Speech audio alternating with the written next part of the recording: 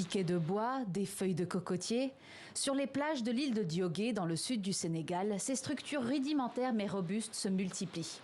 Leur but est simple, tenir les vagues à distance.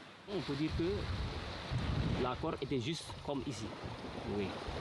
Une semaine après, on voit qu'il y a une déposition de sable de 25 cm. 25 cm de terre récupérée par rapport à la semaine dernière. C'est une petite victoire pour cette île qui a perdu plus de 15 hectares en 10 ans, mais aussi pour Gilbert Bassène et Patrick Chevalier, qui testent cette initiative pour la première fois. Venue tout droit du Canada, cette technique appelée l'épi maltais savare n'a besoin que de quelques matériaux locaux et d'un peu d'huile de coude. Elle fait des miracles dans la lutte contre l'érosion. Je peux dire que c'était une nouveauté pour moi. C'était une nouveauté pour moi parce que je ne le savais pas. Bon, je croyais que peut-être pour ralentir l'avancée de la mer, ça demandait beaucoup de moyens.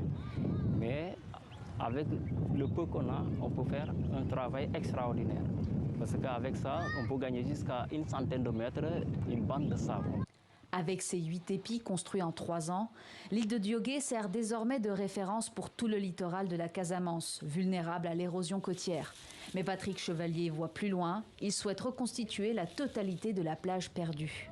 Sur 1,5 km de plage, qui est ici sur la plage sud de Diogué, le quai de pêche, qu'on appelle le quai de pêche, le grand quai de pêche, on va regagner au moins 30 mètres sur l'ensemble du quai de pêche, parce que c'est ce qu'on a déjà fait sur les 2 endroits où on avait déjà bien travaillé. Donc on pense que le même effet va être obtenu.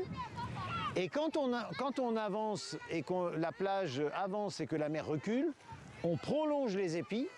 Et j'espère que d'ici décembre, on pourra faire une première prolongation pour voir si on arrive jusqu'à 50 mètres. Ces systèmes pourraient bientôt être exportés vers d'autres pays comme le Sénégal, le Bénin ou encore la Côte d'Ivoire. L'érosion a déjà coûté plus de 3,8 milliards de dollars et déplacé plus de 10 000 personnes dans cette région, selon la Banque mondiale.